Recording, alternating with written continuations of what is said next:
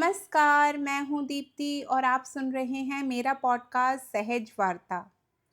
यहाँ हम अपनी ज़िंदगी की परछाइयों और उजालों को साथ देखकर समझने की कोशिश करते हैं। यहाँ हम उन सवालों को सामने लाते हैं जो हर रोज़ आपके और मेरे जीवन से उठते हैं। कभी रिश्तों का खिंचाव और दूरी, कभी काम का दबाव और थकान, कभी मन का अकेलापन, कभी भीतर ऐसी बेचैनी जिसे शब्द देना भी मुश्किल लगता है। इन सबके बीच एक ऐसी जगह की ज़रूरत होती है जहाँ बातें हल्की हो सके, जहाँ प्रश्न सिर्फ सुने ना जाएं बल्कि महसूस भी किए जाएं। अगर आपके मन में भी कोई प्रश्न है, छोटा या बड़ा, कोई डर, कोई उलझन, कोई गहरी जिज्ञासा, तो आप उसे निसंकोच मेरे साथ साझा कर सकते हैं। हमारा ईमेल डिस्क्रिप्शन में उपलब्ध है। यहाँ भरोसा है कि हर प्रश्न सम्मान और गोपनीयता के साथ स्वीकार किया जाएगा। पर याद रखिए, यह जगह सिर्फ उत्तर खोजने के लिए नहीं है। यहाँ हम प्रश्नों की जड़ों तक उतरते हैं ताकि उलझनें पिघलकर सहजता में बदल जाएं।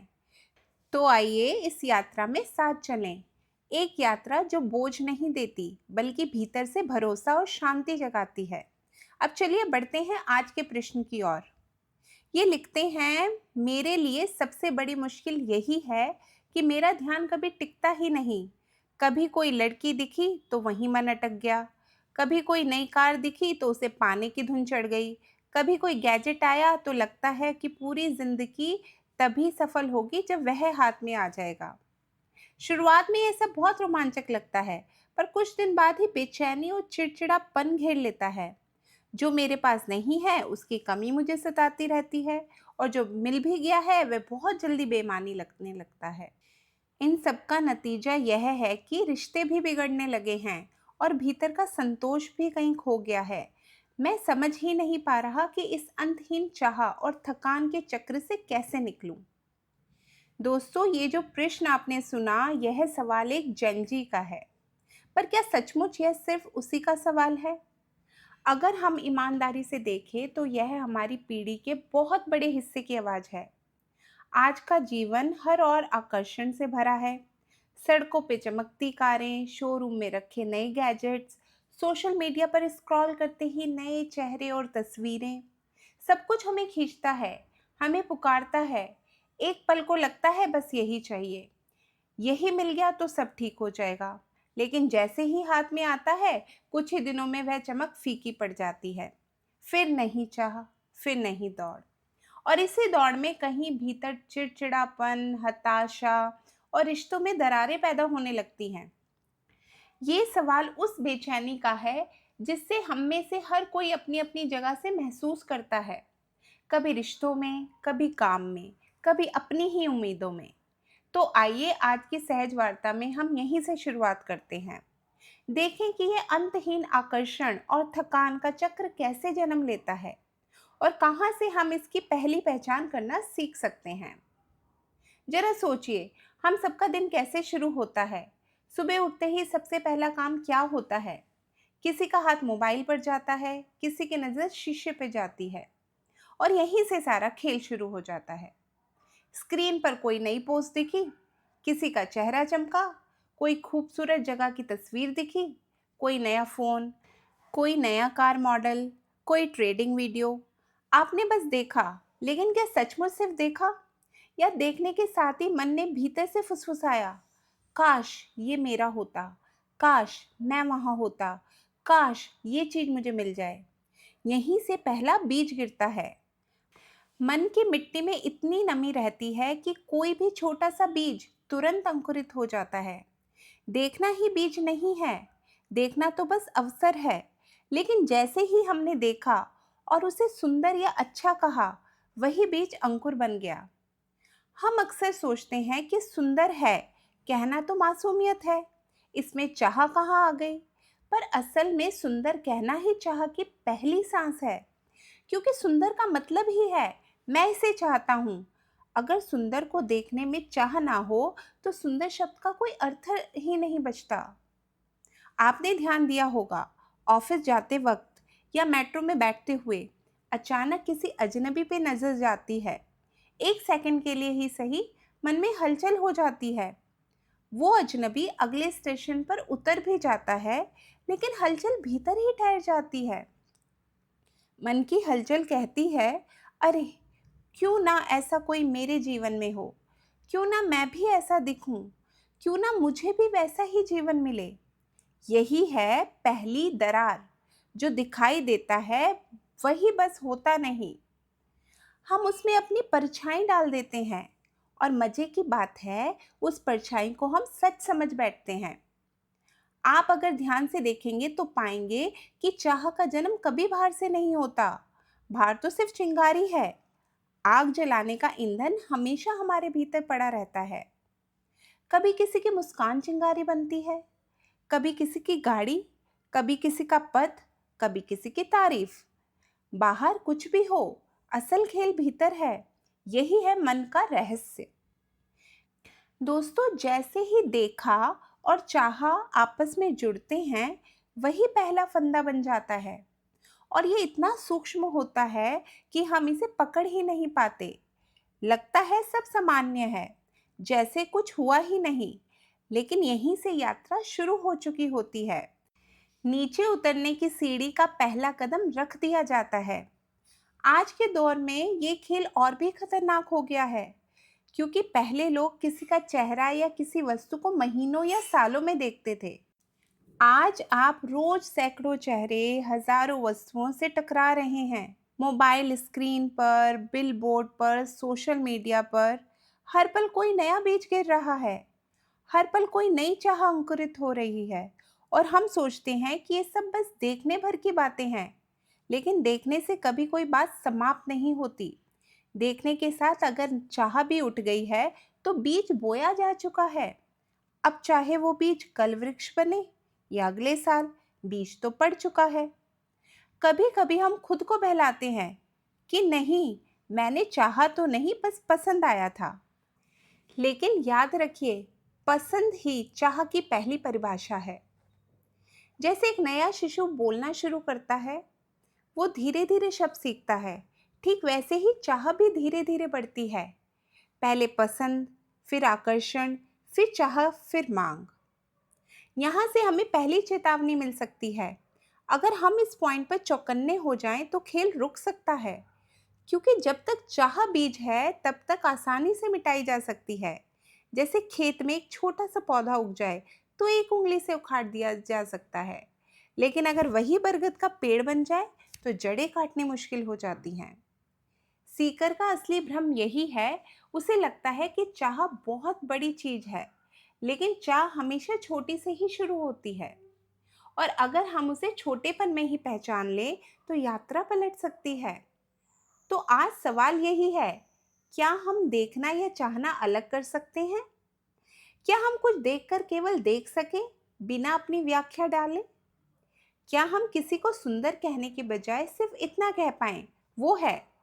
यह पहली दरार है भ्रम की दीवार में। यहीं से भीतर जागरण शुरू हो सकता है। लेकिन अभी हम पूरी तरह जागे नहीं हैं। अभी तो हमने सिर्फ देखा है कि गिरावट कैसे शुरू होती है। अभी हमें और गहराई में जाना है कि जब चाह रुकती नहीं तो वो अगली सीढ़ी कहाँ ले जाती है। हम सबके जीवन में एक गहरी मिसकंसेप्शन है। हमें लगता है कि गुस्सा अचानक आता है, जैसे कोई बाहर से पत्थर फेंक दे और भीतर विस्फोट हो जाए। पर सच यह है कि क्रोध कभी भी बाहर से नहीं आता। यह हमेशा भीतर से ही जन्मता है। और उसका बीज होता है अनफुलफिल्ड डिजायर्स। आप गौर करें, आप कुछ चाहते हैं, नई नौकरी, नया रिश्ता, या बस किसी का थोड़ा सा ध्यान। जब तक मन में विश्वास है कि ये मिलेगा, तब तक सब सहज होता है। लेकिन जैसे ही सामने कोई रुकावट खड़ी होती है, बॉस ने हाँ नहीं कहा, साथी ने आपकी भावनाओं को ठुकरा दिया, समाज ने नियम टकरा दिए, तुरंत भीतर ज्वालामुखी उठता है। यहीं से क्रोध का जन्म होता है। असल में क्रोध चाह का ही दूसरा नाम है। चाह अगर नदी है तो क्रोध वही नदी है जो किसी पत्थर से टकरा गई हो। पानी में गड़गड़ाहट तभी होती है जब रास्ता रुकता है। रास्ता ना रुके तो पानी शांत बहता रहता है। हमारा गुस्सा भी ऐसा ही है। वो कभी स्वतंत्र अस्तित्व नहीं रखता। वो हमेशा चाह में बाधा का ही नतीजा है। लेकिन यहाँ एक और सच है जिसे हम मानना ही नहीं चाहते। हमारी सारी परवरिश, सारी शिक्षा ने हमें यही सिखाया है कि चाहना ही जीवन है। कुछ पाओ, कुछ बनो, कुछ हासिल करो। ये वाक्य हमारे खून में घुल गए हैं। तो जब चाह पूरी नहीं होती तो हम सिर्फ दुखी नहीं होते, हम आक्रामक हो जाते हैं, क्योंकि हमारी पूरी पहचान दांव पर लग जाती है। हम सोचते हैं अगर ये नहीं मिला तो मैं कौन हूँ। यही है आधुनिक मनुष्य की सबसे गहरी बेड़ियां। वो चाहता है कि दुनिया उसकी इच्छाओं के हिसाब से झुके, पर दुनिया तो लाखों करोड़ों इच्छाओं का मैदान है। हर कोई कुछ चाहता है। इस टकराव में कोई भी इच्छा बिना बाधा पूरी हो ही नहीं सकती। इसलिए गुस्सा हमारे समय का सबसे आम रोग है। अब सवाल यह है कि गुस्सा इतना खतरनाक क्यों है? क्योंकि गुस्सा हमें असल मुद्दे से भटका देता है। आपको लगता है आप सामने वाले से लड़ रहे हैं, पर असल में आप अपनी ही असफल चाह से लड़ रहे हैं। सामने वाला तो बस बहाना है। गुस्सा हमेशा अंदर की टूटी उम्मीद का चिल्लाता हुआ चेहरा होता है। देखा जाए तो गुस्सा एक तरह का विद्रोह है, लेकिन गलत दिशा में। ये उस बच्चे जैसा है जो खिलौना ना मिलने पर जमीन पर पांव पटकता है। लेकिन फर्क यह है कि बच्चे का क्रोध जल्दी थम जाता है, क्योंकि वह भूल जाता है, भूल सकता है। पर हम बड़े होकर भूलना सीख ही नहीं पाते। हम चाह को छोड़ ही नहीं पाते। इसलिए हमारा गुस्सा जहरीला हो जाता है। रिश्ते तोड़ता है, शरीर को बीमार करता है, आत्मा तक को थका देता है। यहाँ जरा साहस से देखने की जरूरत है। क्या सचमुच हर चाह पूरी होनी चाहिए? यह चाह का होना ही हमारी सबसे बड़ी कैद है।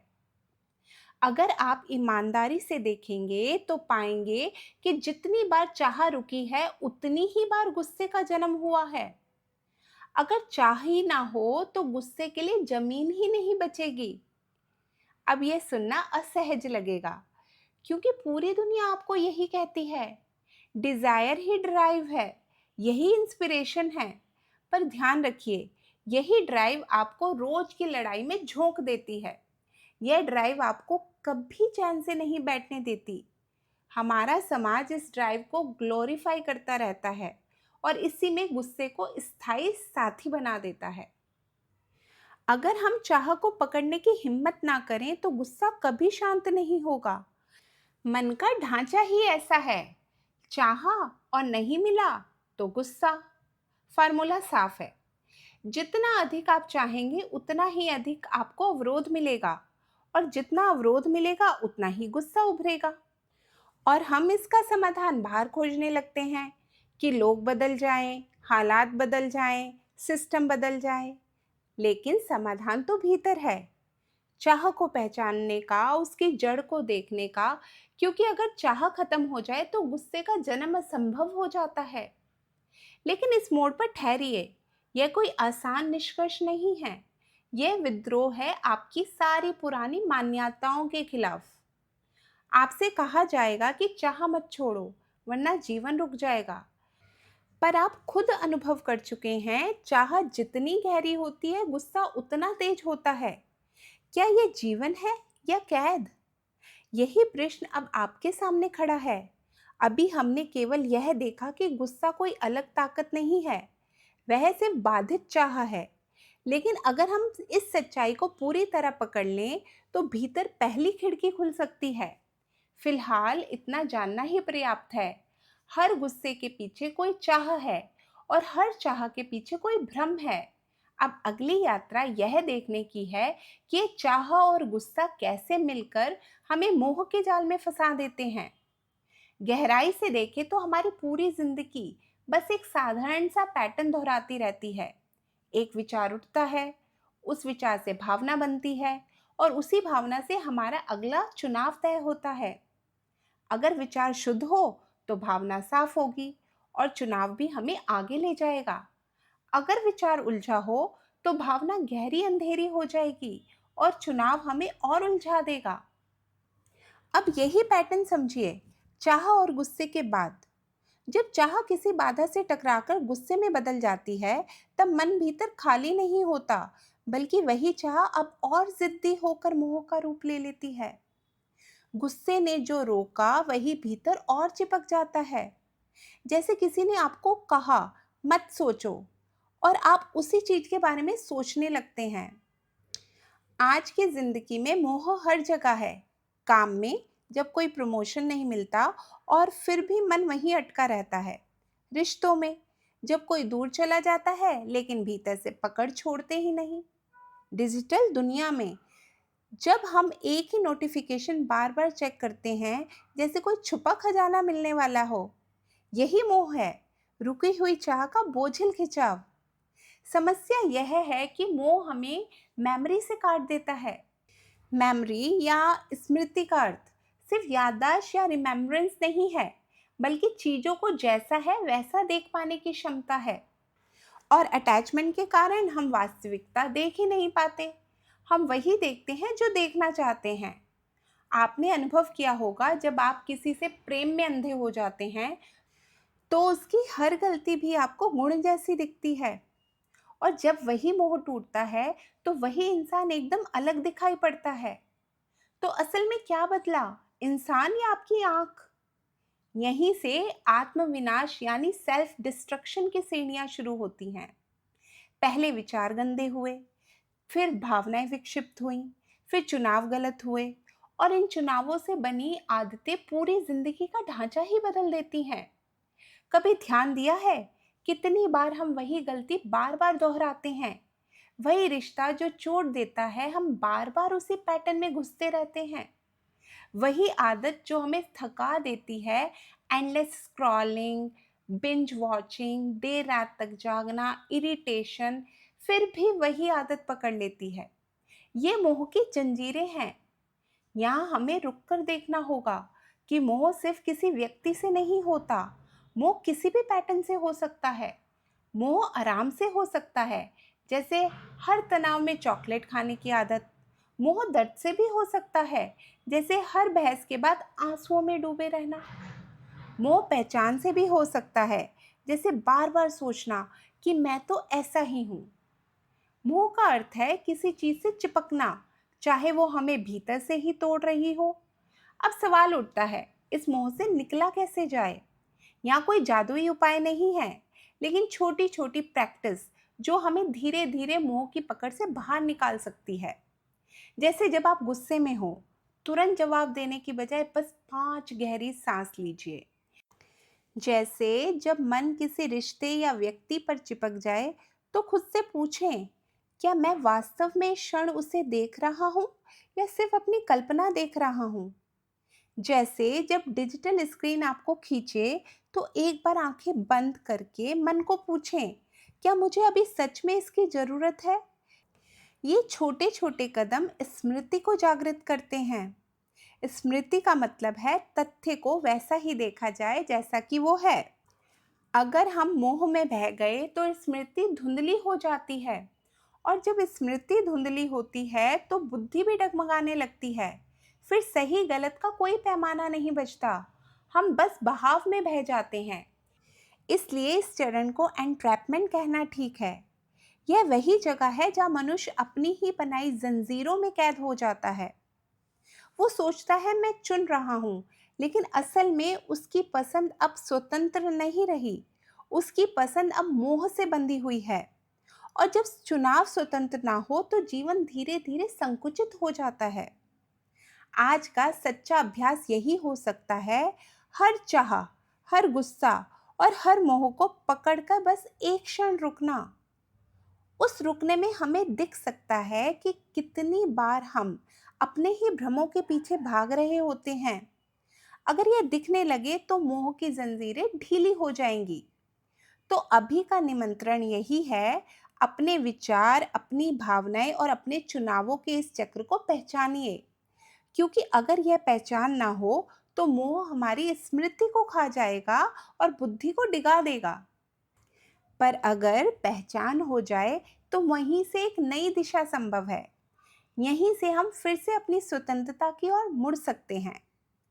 जब हम चाह, गुस्सा और मोह के इस पूरे चक्र को देख लेते हैं, तो भीतर एक और सवाल उठता है, क्या जीवन सिर्फ इतना ही है? क्या हम हमेशा इन्हीं जंजीरों में बंधे रहेंगे, या फिर कोई और रास्ता भी है जहां से हम हल्के, स्वतंत्र और शांत हो सकते हैं? जब मन अटैचमेंट और जेलिसी से मुक्त होता जाता है, तब इंद्रियां भीतर के मालिक की आज्ञा से चलती हैं। तब जीवन में आनंद उतरता है। आनंद यानी एक सहज प्रसन्नता जो किसी कारण पर नहीं टिकी होती। सोचिए, कितनी बार हमारी खुशी किसी शर्त पर टिकी होती है।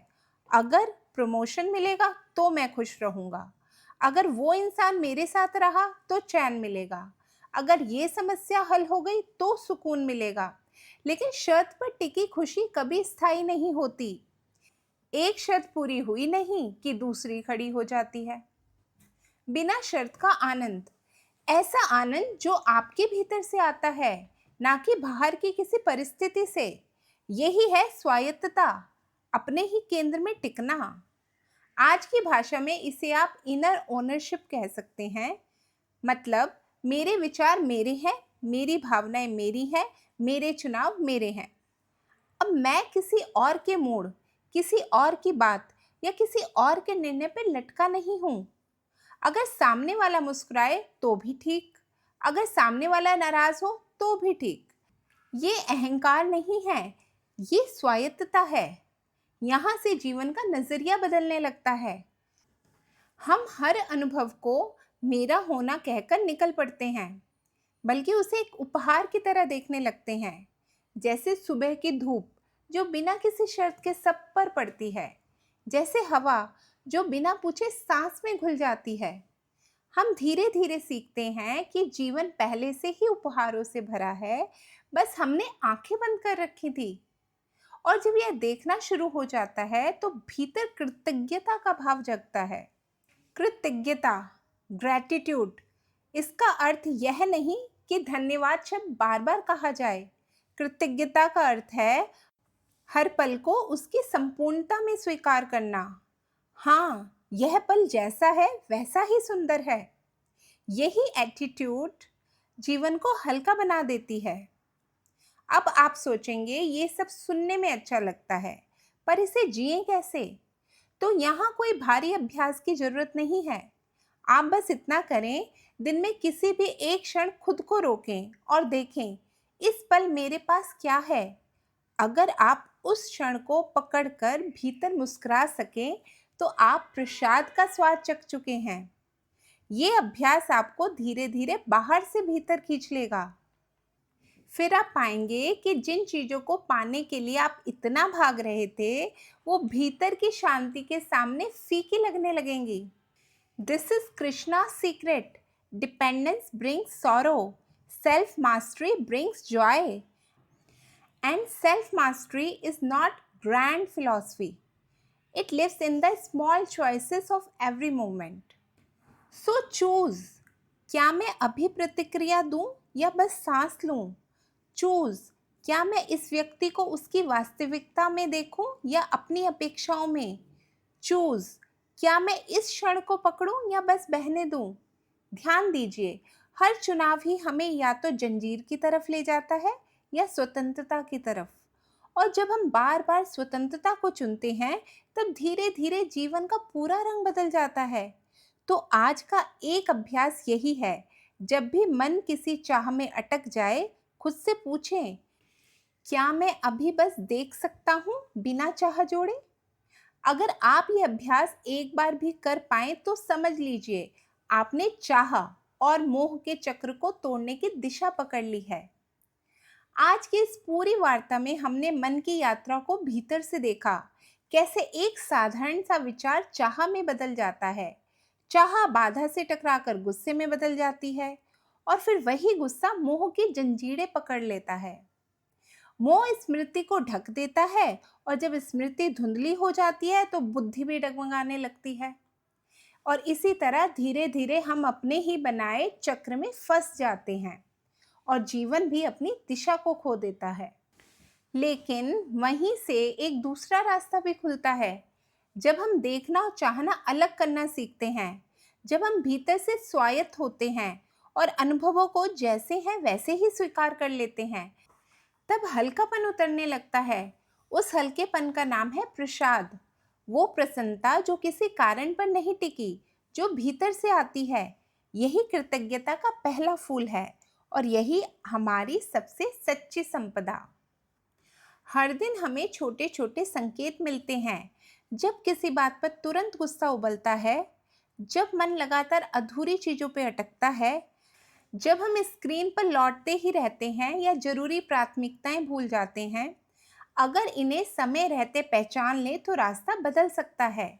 और रास्ता बदलने के लिए कोई भारी साधना नहीं करनी, बस इतनी सी प्रैक्टिस करनी है कि प्रतिक्रिया देने से पहले एक सांस लें, किसी छोटे से क्षण में कृतज्ञता दिखाएं और हर चाह को जड़ जमाने से पहले पहचान लें। और यही बदलाव हमें मोह की कैद से मुक्त करता है और स्वतंत्रता की ओर ले जाता है। आपकी जिज्ञासा और आपका साथ इस पूरी यात्रा का सबसे सुंदर हिस्सा है। कल हम फिर मिलेंगे, एक नए प्रश्न के साथ, एक नई झलक के साथ और जीवन के एक और रूपांतरण की ओर साथ बढ़ते हुए। तब तक मेरा प्यार भरा नमस्कार।